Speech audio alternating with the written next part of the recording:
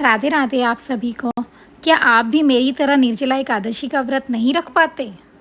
व्रत ना कर पाना कोई भूल नहीं, लेकिन भक्ति रूपी मार्ग हमेशा खुला है।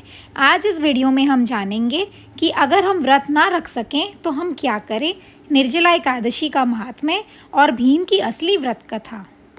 तो वीडियो को एंड तक ज़रूर देखिएगा, ये भक्ति भरा ज्ञान जीवन को पवित्र बना देगा। निर्जला एकादशी एक ऐसा व्रत जो साल भर की सभी एकादशियों का पुण्य देता है। यह एकादशी ज्येष्ठ शुक्ल पक्ष में आती है और सबसे कठिन मानी जाती है क्योंकि इसमें जल भी नहीं पिया जाता। पद्म पुराण कहता है, जो भक्त इस दिन श्रद्धा से व्रत करता है उसे वैकुंठ लोक प्राप्त होता है।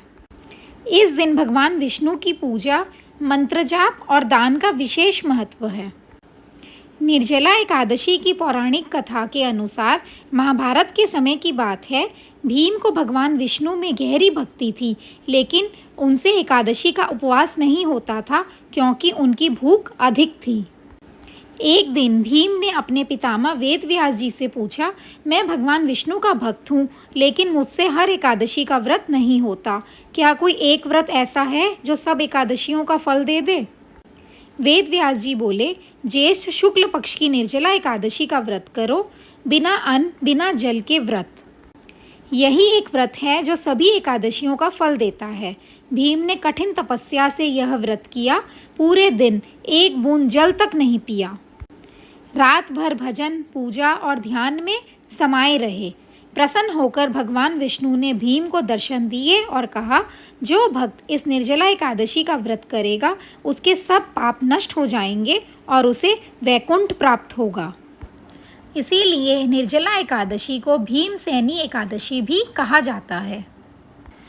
परंतु हर व्यक्ति के लिए व्रत रखना संभव नहीं, लेकिन श्रद्धा और भक्ति से भी व्रत के बराबर पुण्य प्राप्त किया जा सकता है। शास्त्र कहते हैं, व्रतम न शमते यस्य देह दोषेन केनचित हरेर नामानि कीर्तयेत स लभेत व्रत फलम। इस श्लोक का अर्थ यह है, जो शारीरिक या अन्य वजह से व्रत नहीं रख सकते, अगर हरि का नाम श्रद्धा से लें तो उसे भी व्रत का उतना ही फल मिलता है। तो अगर व्रत ना रख सकें तो उस दिन करें विष्णु पूजा।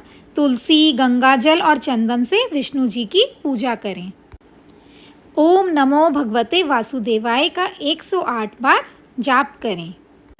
जल दान और अन्न दान का बहुत पुण्य मिलता है, तो गरीबों को उस दिन जल और अन्न का दान ज़रूर करें। और एकादशी के दिन एकादशी की व्रत कथा सुनने से भी उतना ही पुण्य मिलता है। जैसे कि आपने अभी निर्जला एकादशी की भीम की कथा सुनी है। और गोविंद, माधव, नारायण के भजन या विष्णु सहस्त्रनाम का पाठ ज़रूर करें, और ना कर सकें तो अपने मोबाइल पर सुन भी सकते हैं। भगवान विष्णु दया के सागर हैं। व्रत हो या ना हो, भक्ति हो तो सब कुछ संभव है। निर्जला एकादशी का संदेश है, जीवन में त्याग हो या तपस्या, अगर प्रेम और श्रद्धा से हो तो भगवान स्वयं प्रकट होते हैं। आप सभी को निर्जला एकादशी की शुभकामनाएं। ओम नमो भगवते वासुदेवाय जपते रहिए, भक्ति में जुड़े रहिए।